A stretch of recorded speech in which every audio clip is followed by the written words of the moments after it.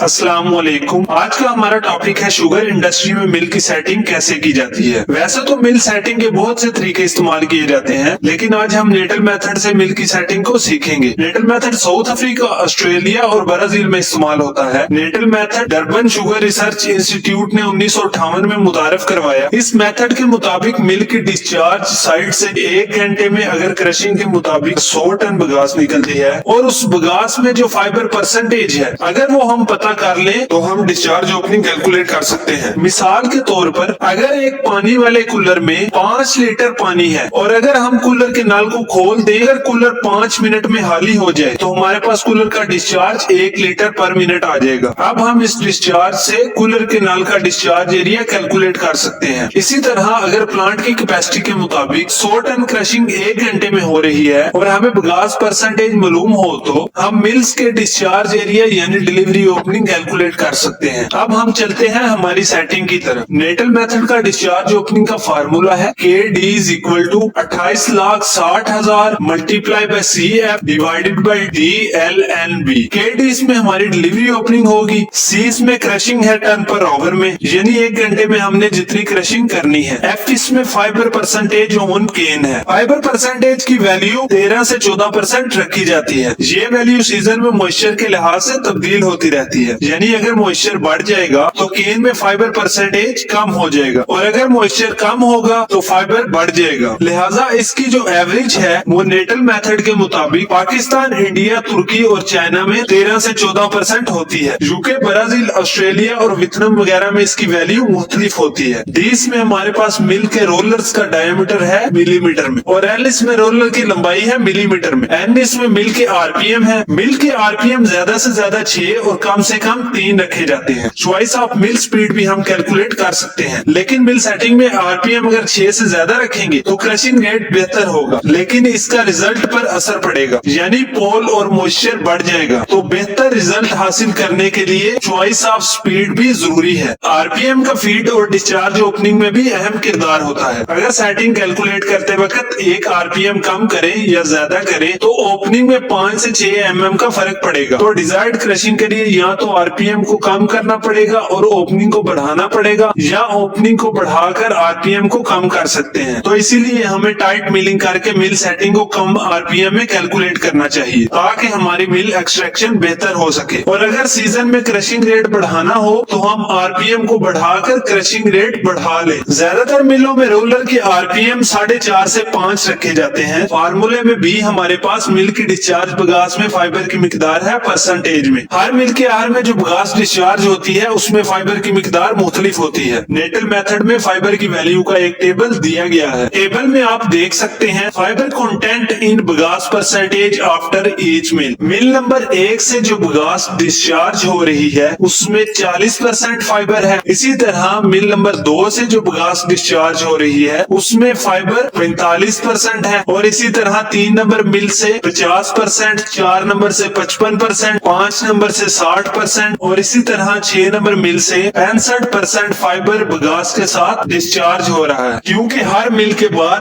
Extraction बढ़ती जा रही है और बगास में मॉइस्चर की मिकदार कम होती जा रही है और बगास में फाइबर परसेंटेज बढ़ती जा रही है। मिल्क डिस्चार्ज ओपनिंग के बाद अब हम फीड ओपनिंग का फार्मूला देखते हैं। नेटल मेथड में फीड ओपनिंग का फार्मूला है feed opening is equal to discharge opening multiply by feed discharge ratio. Discharge opening हमें मालूम है और फीड डिस्चार्ज रेशो का टेबल दिया गया है। टेबल में आप देख सकते हैं मिल नंबर 1 के लिए रेशो है 2, इसी तरह मिल नंबर 2 के लिए 2.20, इसी तरह 3 के लिए 2.40, 4 के लिए 2.60, 5 के लिए 2.80 और 6 के लिए 3। फीड और डिस्चार्ज ओपनिंग कैलकुलेट करने के बाद अब हम ट्रैश प्लेट की सेटिंग के फार्मूलाज को देखते हैं। ट्रैश में हमारे पास टो को कैलकुलेट करने का फार्मूला है toe is equal to feed opening multiply by 1.2। इसी तरह ट्रैश में सेंटर को कैलकुलेट करने का फार्मूला है centre is equal to feed opening multiply by 1.35 और इसी तरह हील कैलकुलेट करने का फार्मूला है heel is equal to feed opening multiply by 1.5। Trash की सेटिंग के बाद अब हम जूस गैप को देखते हैं। इसका फार्मूला है juice gap is equal to feed opening multiply by 0.8। Formulas को देखने के बाद मुख्तलिफ मिलों ने जो पिछले सीजन सेटिंग रखी थी उसके साथ मुआजना करते हैं कि हमारा कितना इतना फर्क निकलता है। सबसे पहले हमारे पास 3400 टन क्रशिंग का एक प्लांट है। जो सेटिंग इन्होंने लास्ट सीजन रखी थी वो आप देख सकते हैं। इस सेटिंग में हमारे पास सारा डाटा मौजूद है। अब हम इसे नेटल मेथड की मदद से कैलकुलेट करके देखते हैं। प्लांट की कैपेसिटी है 3400 टीसीडी, इसे हमने टन पर आवर में कन्वर्ट कर लिया है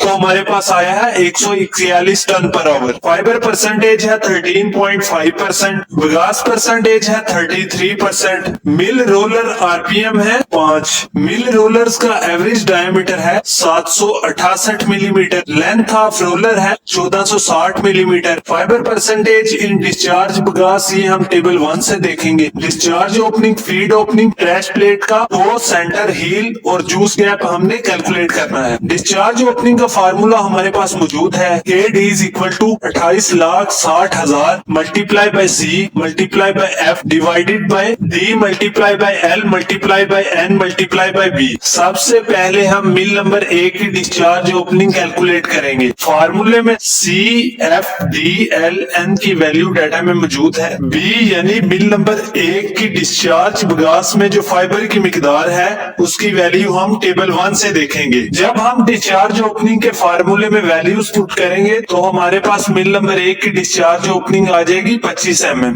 अब हम मिल नंबर 1 की फीड ओपनिंग कैलकुलेट करेंगे। इसका फार्मूला हमारे पास है KF is equal to KD multiply by FD ratio. FD इसमें फीड डिस्चार्ज रेशो है जिसकी वैल्यू हम टेबल 2 से देखेंगे। डिस्चार्ज ओपनिंग हमने पीछे कैलकुलेट की है। जब हम वैल्यूज पुट करेंगे तो हमारे पास मिल नंबर 1 की फीड ओपनिंग 50 mm आ जाएगी। अब हम ट्रैश प्लेट की टो को कैलकुलेट करते हैं। टो का फार्मूला है toe is equal to feed opening multiply by 1.2। Feed opening हमने पीछे कैलकुलेट की थी। जब हम वैल्यूज पुट करेंगे तो हमारे पास टो आ जाएगी 60 mm। अब ट्रैश प्लेट का सेंटर कैलकुलेट करते हैं। सेंटर का फार्मूला है centre is equal to feed opening multiply by 1.35। जब हम इसमें वैल्यूज पुट करेंगे तो हमारे पास सेंटर आ जाएगा 67.5 mm। अब हम ट्रैश प्लेट की हील कैलकुलेट करते हैं। हील का फार्मूला है फीड ओपनिंग मल्टीप्लाई बाय 1.5। इसमें जब वैल्यूज पुट करेंगे तो हमारे पास हील आएगी 75 mm। अब हम जूस गैप को कैलकुलेट कर लेते हैं। जूस गैप का फार्मूला है juice gap is equal to feed opening multiply by 0.8। जब इसे कैलकुलेट करेंगे तो हमारे पास आ जाएगा जूस गैप